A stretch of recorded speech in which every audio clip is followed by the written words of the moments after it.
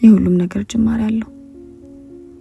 የመነሳት፣ የመውደቅ፣ የመሄድ፣ የመምጣት ሁሉም በዓለም የተከናወኑ ጉዳዮች ሁሉ ከማለቃቸው በፊት ምናልባት ሁላችንንም የሚያስገርም ጅማሬ አላቸው።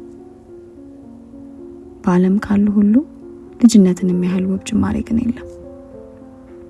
በልጅነታችን መሃል የወደድነውን ነገር መያዣ እንዲሆኑ ትንንሽ መዳፎቻችን እንዲያድጉልን ከመመኘት የዘለለ ትልቅ ህልም አልነበረንም።